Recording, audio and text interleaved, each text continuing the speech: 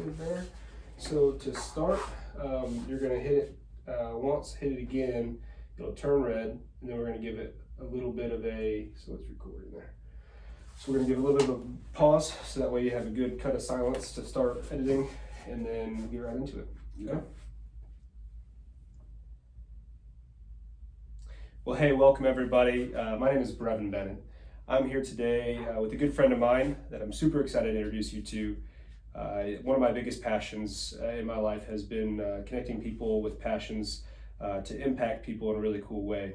Today I'm very excited to introduce you to my good friend Bob Springer, who owns and operates Felonies To Recovery, a brand new, cutting edge, let's restart there, brother. So we'll just make one cut there, so that's pause. See where it's yellow? Yeah. You press and hold, and it'll turn green, so that's a new cut.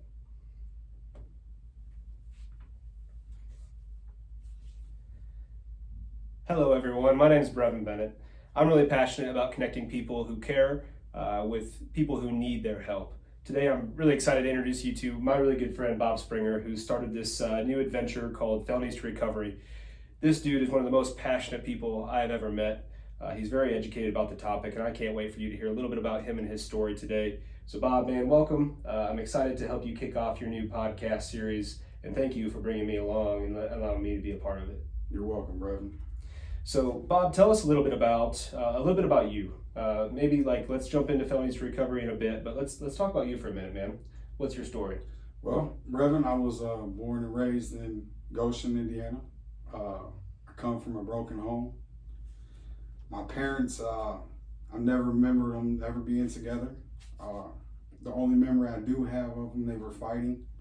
So at a young age, I was pushed off to be by myself, and I had this image that I had to uphold after seeing all the family members that I had, and in my family, college was prison, and we were so excited to be able to say that we were going to prison, that we done this. And I know it sounds crazy, but that's the way it was. And at a young age, I learned that violence would get you what you want in life.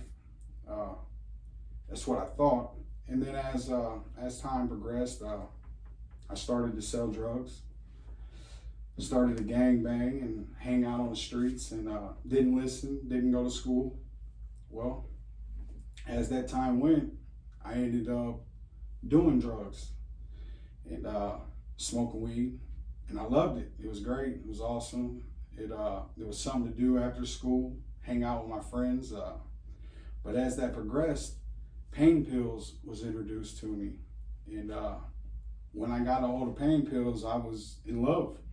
I could catch a buzz.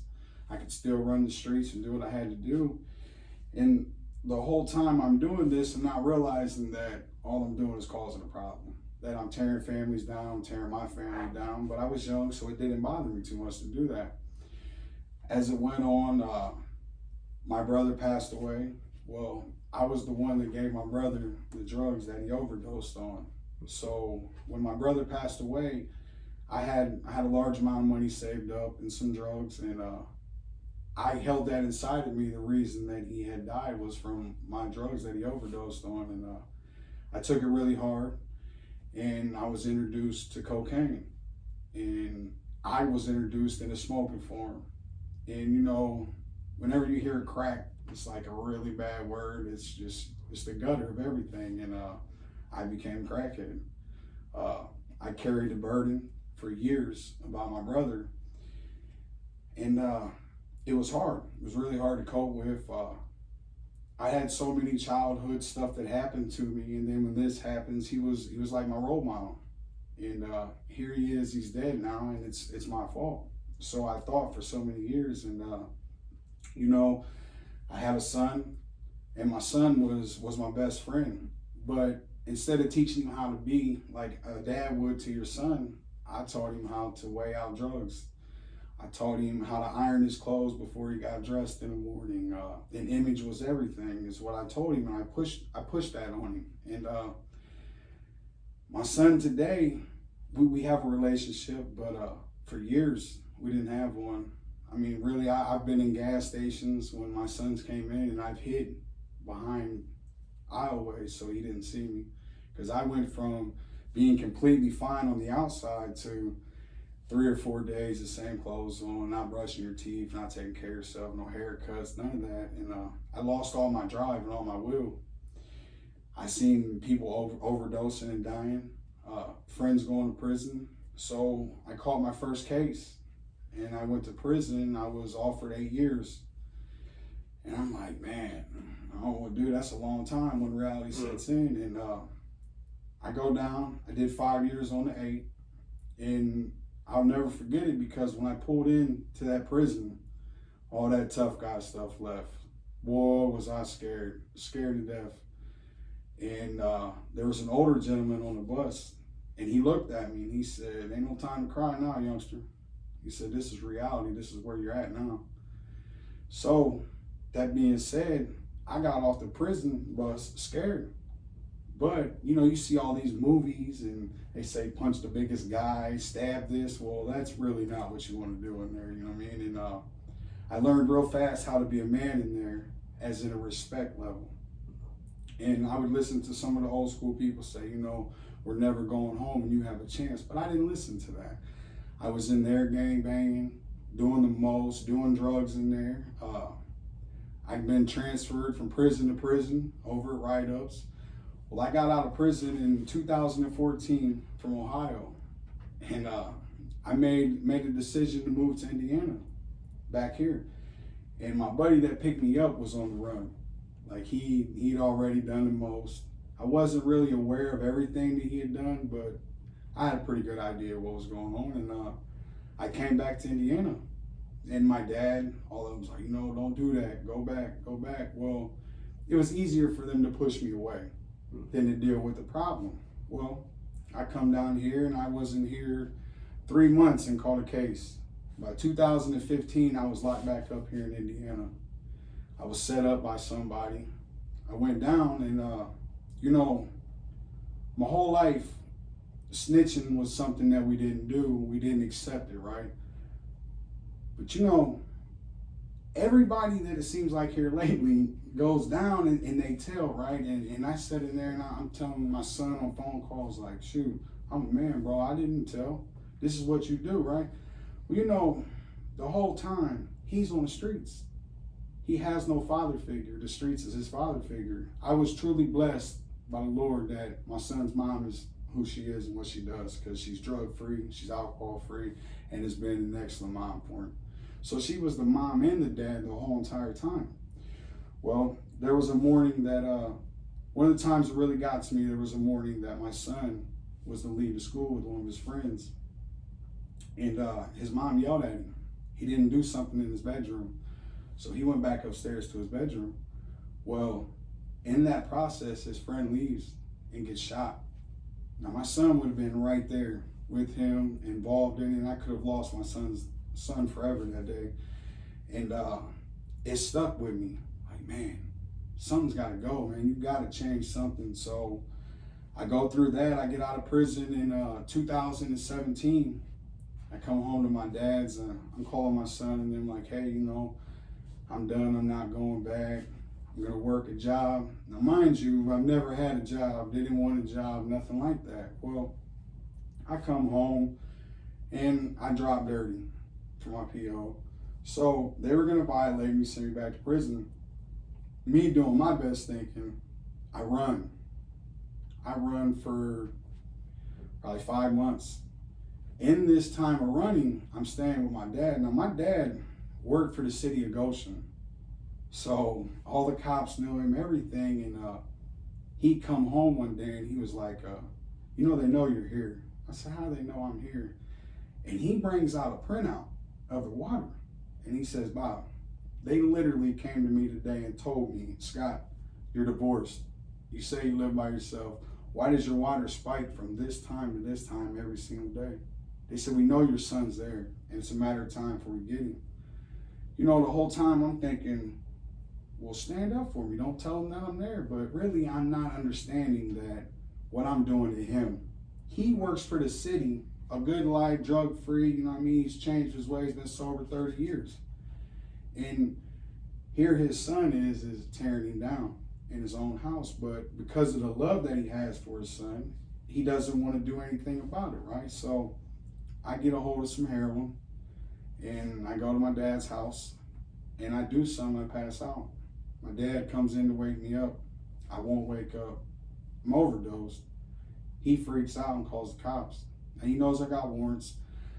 So I wake up and there's like 5 cops on top of me. And I'm looking around like, wow, what'd I do, man? And all I hear my dad say is, Bob, don't fight with him. Please, just go with him. Now I had a whole bunch of stuff in my bedroom on a dresser. And I'm looking all around my room and it's not there. I'm like, oh man, I'm in some trouble. Well, he put it up. He got rid of it for me. And what really stuck with me was I heard him, he was crying. He said, please don't shoot him. He's a good guy, he's just on drugs and needs help. So I hear that, I'm like, all right, man. So I walk out, I'm handcuffed, and he's standing there, and he don't even want to look at me. And I asked him walking on, I'm like, man, who called the cops? And he said, Bob, just go with him. So I get in the car, and I'm like, man, who called y'all? They said, your dad did. I said, my dad did? He said, yeah. So I get to the county. I'm in Elkhart County, and I refused to talk to him. Wouldn't talk to my dad at all. And I ran into a buddy of mine in the county that's getting ready to go down and do a whole bunch of time. And he got really mad at me. He said, what are you doing? I said, man, I'm not talking to him. He said, what do you mean? He said, you got a dad that called the cops on me, brother. Yeah, exactly. I said, I don't got nothing for him. He said, Bob, you wouldn't do that for your son? So I leave the county, I get in prison about a year. And I sat there one night, man. I'm like, you know what, man? I gotta call him. So I called my dad and told him, like, you know, I apologize. And he says, I don't. He says, I'd do it again. He says, I'm sorry for the fact that maybe I broke a bond with you on that. He says, but you gotta put yourself in my situation. Absolutely. So I get in trouble in prison. They moved me to Michigan City here in Indiana. And when I got there, I realized then that it was either life or death. I went to a place now where they don't fight. They'll just end your life. And it's really sad when you're around people like that, that passing gas, they would soon kill you over that. You know what I mean? That's insane. And that is what my life had gotten to, right? And my son, his girlfriend got pregnant. So I'm in there and I'm thinking, you know, Bob, man, what's going to give? What is going to change or you're going to die, right? So I prayed. I did, and I wasn't a believer in God. I didn't go to prison to do right and to believe in God, you know what I mean? And God got me out of prison. I was released in 2020, and my sober date is actually 2020. I got high all the way up until March 21st, 2020. So when I came home from prison, I was withdrawing. I was sick. I was real skinny. And my dad knew it, but I didn't want to tell him that. Now I said, just take me to Goshen. He said, no. He said, you'll go to Arkansas with me. I said, man, I just did all this time. I want to go see a female, you know what I mean, do something. He says, nah. Well, my dad pulled over on the side of the freeway on his thing in his truck. He said, get out. I said, what you mean get out? And he said, get out. He said, if you come to my house, you'll attend church. He said, you'll go on Wednesdays and you'll go on Sundays. He said, and Sundays is twice. He said, it's my house, my rules, or you can't go. Well, I was upset, but here I am way away from Indiana, so right. I had to agree with him to do it. Well, when I got there, he followed me room to room everywhere I went. I mean, everything I'd done, he was there, right? So we would bump heads. And I told him, I said, you know, the way you treat me is how you would treat somebody in prison that you don't like. And he says, well, the way you treated me before you went to prison gave me every reason to treat you this way now. So me thinking, you know, hey, I'm sober, you should accept that. Well, there's a lot more to being just sober off drugs, you know what I mean? So as time went, everywhere I went for 1 year, I took my dad with me, everywhere. And I think that helped me a lot. It helped me see that there is another life besides getting high. So for the first year, my dad kept my bank card. I didn't have no money on me, even today I don't carry cash in my pocket. It's a bank card. I started paying bills. My dad charged me rent every single week, and I mean faithfully. It was no, oh, you can get off of this. No, I had to pay my own way, and I appreciate that today, because today I'm able to do things that I should have been doing when I was 15, 16, 17 years old, right? So me and my dad, we built a pretty good relationship, and I had met my wife, which I had known her when we was kids. I was supposed to take her to prom, but instead I went to jail, so I couldn't take her, right? So we reconnected, and I told my dad, I said, man, I'm ready to move back to Indiana with her, and he was like, man, Bob, I don't know, man. Maybe you shouldn't go down there, right? I said, no, I'm gonna go, man. He was like, all right, man. He said, you've been sober for a year. He said, just pray, man. He said, and do everything that you do now when you're down there. He says, because you can always hide somewhere and do something, and everything you do in the dark will come to the light. Well, I never really took that concept of it. I didn't really understand what he was saying too much about it, you know. I've been locked up 3/4 of my life. So in there, you have a structure. You have to do things. So I was good with that. But when you come out here to the real world, you got free will to do anything you please. So for me, my biggest thing was when I got here, I stayed grounded with my wife and my stepkids at the house. And I'm sitting there. I lived with her for about 6 months. And I said, when? I said, I want to give my testimony on Facebook.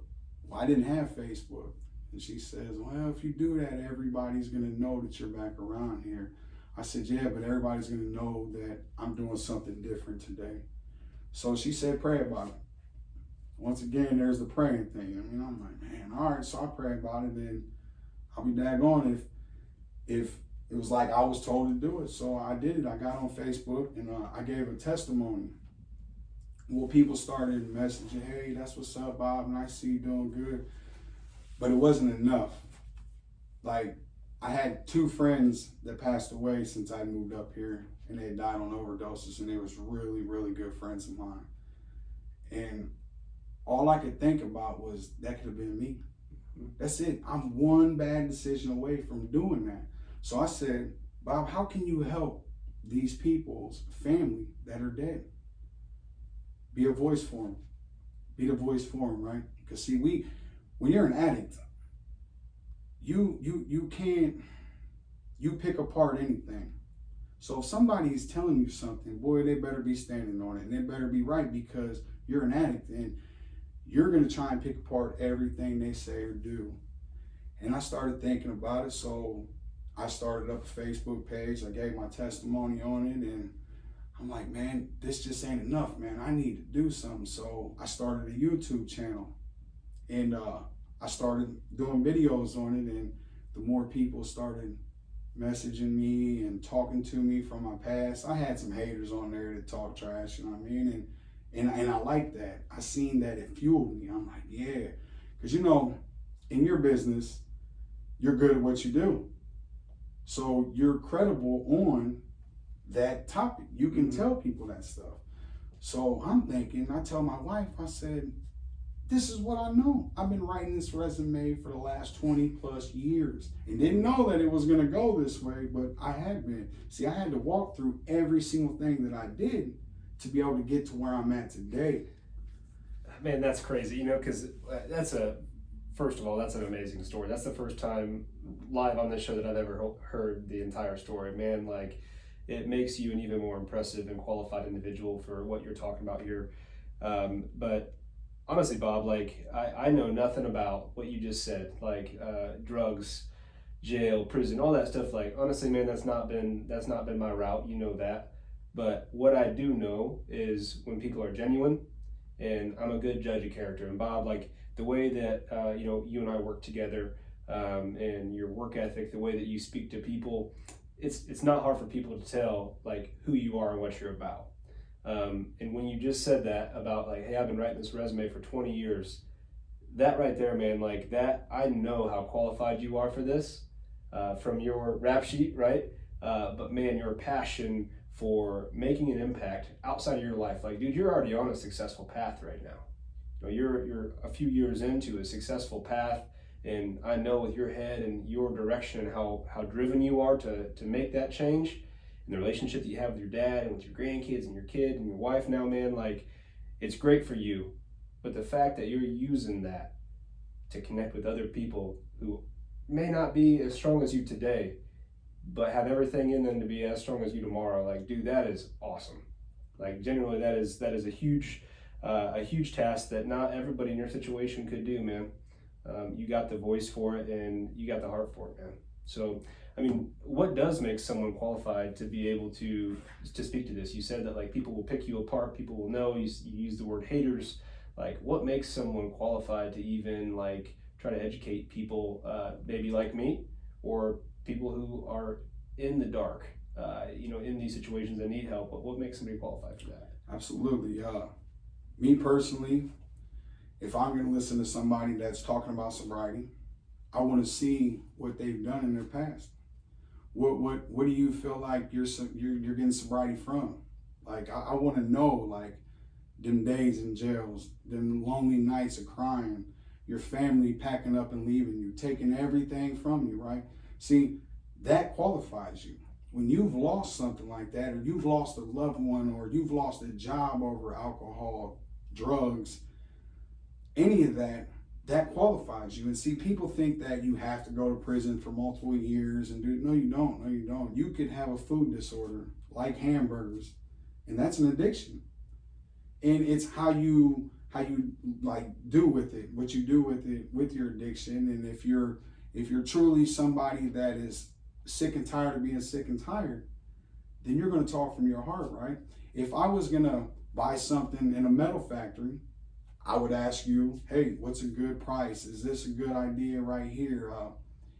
If you was looking for somebody that could help one of your friends that is strung out on heroin and is the worst person in the world, you would come ask me, hey, Bob, man, what's up with this guy? You know what I mean? And a lot of it is we go off of feelings. And we get really upset, like, oh man, this guy got him a job, really good friend of mine, but he can't come to work. Why can't he come to work? Well, man, he takes 10 pain pills a day. Well, that's your answer right there. Because when he doesn't have them pain pills, he's not coming to work. He's just not. You know what I mean? And it's not his fault. The addiction has got him. And sometimes you just need that person that can relate to you, that can be a set of ears for you, right? Now, that doesn't mean you have to condone what they're doing, or you got to enable them, give them money all the time. But when they call, talk to them, listen to them. Believe me, they know in their heart what they're doing wrong. So they don't always need somebody to point a finger at them. They need somebody that can understand them and talk to them. And I guess, like with me, my biggest thing is there is nothing more gratifying than helping somebody that was in the struggle, somebody that their family won't talk to them, or somebody. I had a guy message me on my YouTube channel and say that he was thinking about taking his life, and he watched my video and he told me thank you. To me, that right there did everything. That was worth making that video, even if it didn't get that many views, all that. I'm fine with that, because that one person had helped them at that time. And I try to talk off my life experiences. Some people don't like to hear it sometimes, and that's fine, because there's always somebody out there that does. For one person that don't, there's two people that does. And I feel like if I stood here and I'm trying to talk to somebody about sobriety, but I'm getting high, they're gonna know that. They really truly are. Like, they can, oh, he's hate, man, he ain't doing this, he ain't doing that, but I'm walking with an example. Like, I'm sober today, you know what I mean? And me having a job lets you know that. You know, I done a video the one time, actually earlier today, and John Frudenberg, Justin Frudenberg, and Trisha Frudenberg, those people don't know me from nothing. But because of the way I carry myself today and I do the things that I do in their company, they let me work there. They've done tremendous things with this podcast for me. You've helped me with it. And I wouldn't have been able to do none of that in my addiction. You know what I mean? Like, it really wouldn't. And it's crazy when you really sit back and think that all you got to do is just try a little bit. Mm-hmm. You know what I mean? And the blessings that come. I mean, you got to work hard for it. Sobriety isn't fun all the time. It sucks because there's going to be times that you can't go somewhere. Me and my wife, we don't go to bars that are restaurants. She doesn't have an alcohol problem or drug problem, but I did. And I just don't put myself in that because when you get around alcohol, you get around people that's idiots. And I don't do well with stuff like that. I still have to work on a lot of things myself, but I don't put no drugs in me today.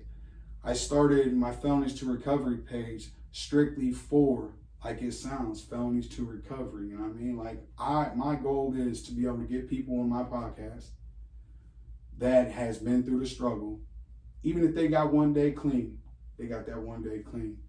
Like to be a testimony for other people that are watching this and people that aren't sure about it, but they know they have an addiction problem. Man, you should see, like, there's people that'll message me like, well, I don't know about this, but then the next video, they're commenting 100 times on it, or they're sharing this page and putting it onto theirs, and that feels good. It does. It really, truly does. It feels good because you got to remember, I never was a role model for anybody. My role models went to prison.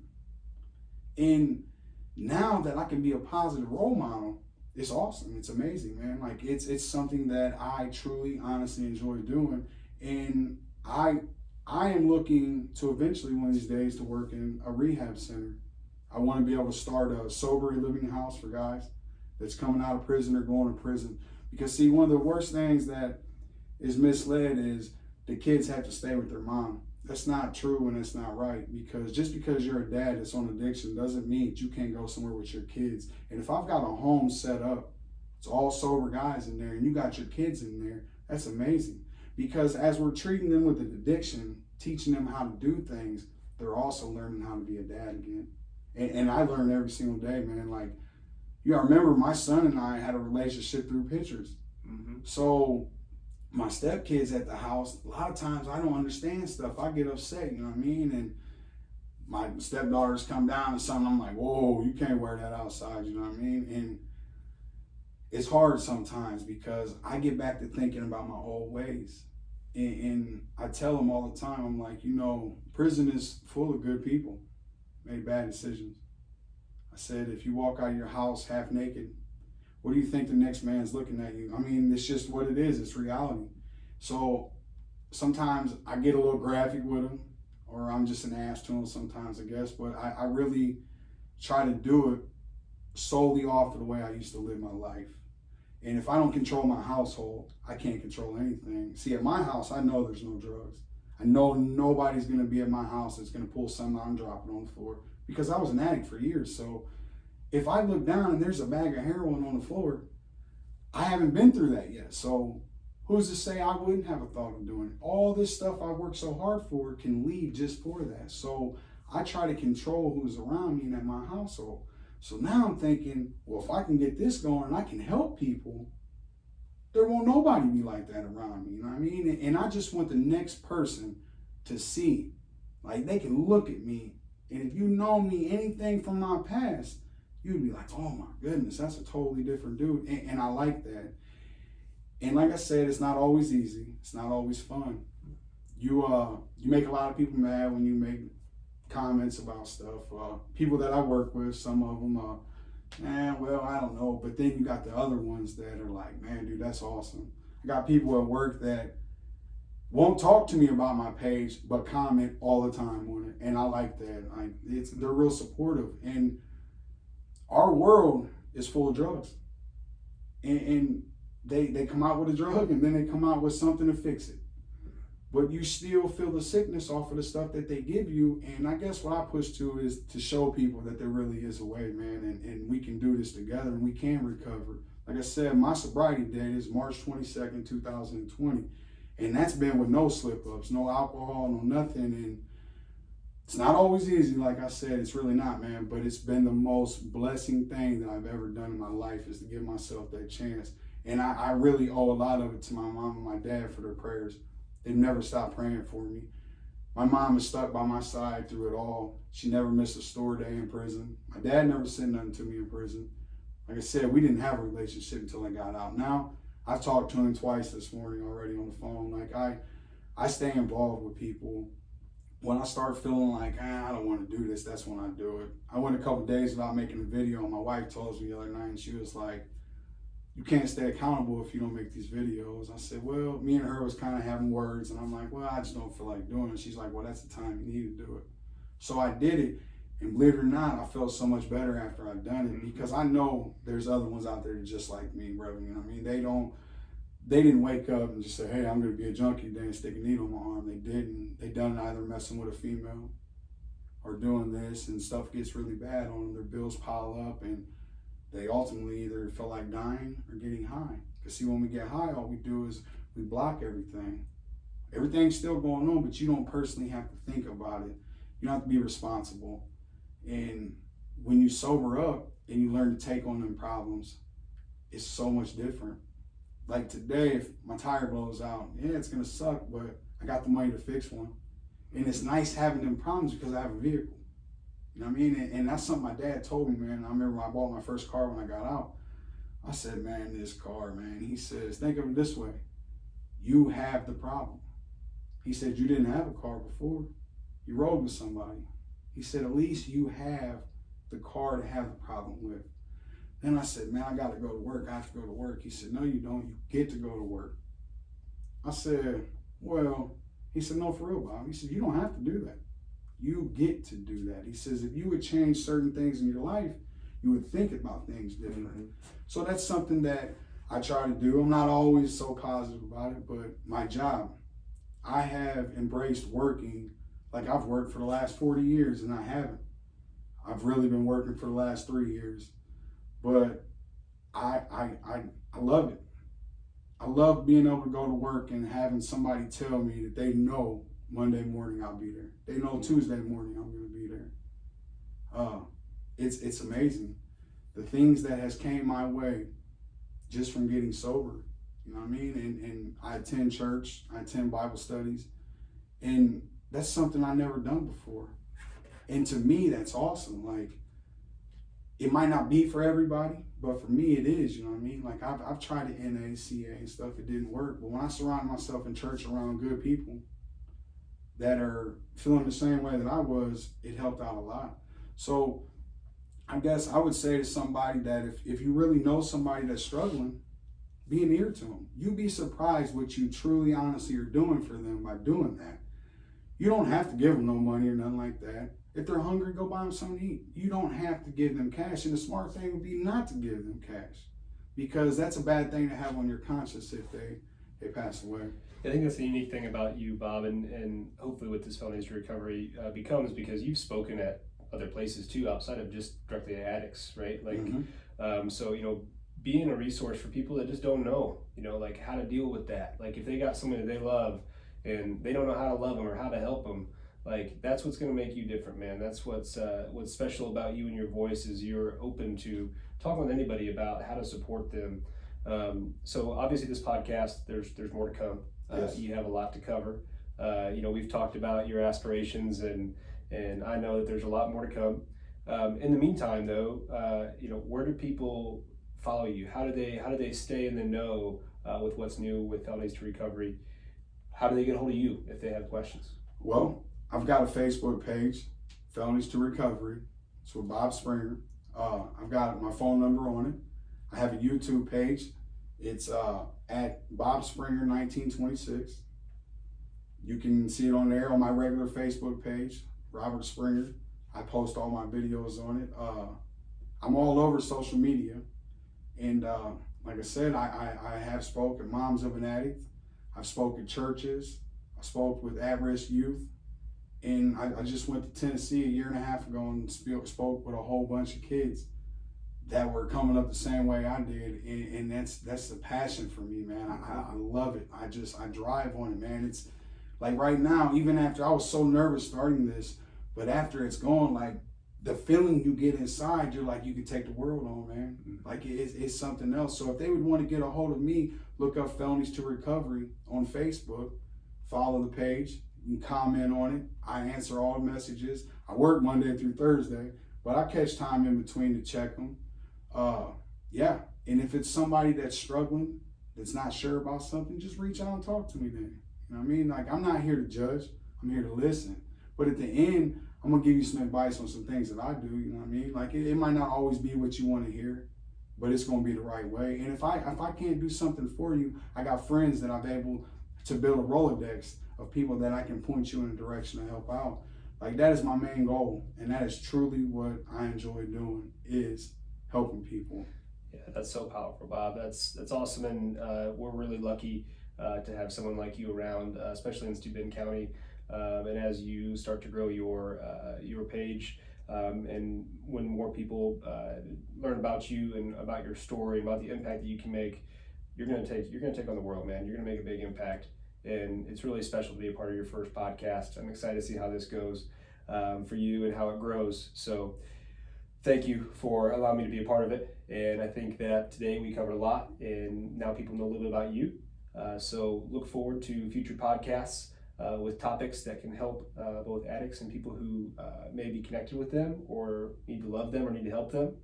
So very excited to see how this goes. But definitely thank everyone for listening.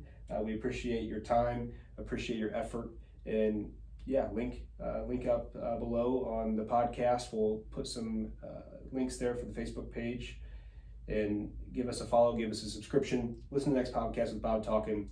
It's gonna be really special what you do here, Bob. Thank you, brother.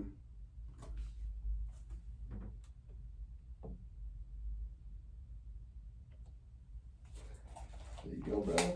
Man, thanks, bro. Oh, you killed it, man. Like, that is such a natural fucking gift for you, man. Like, your voice is so good. It's so good. Man, thank you.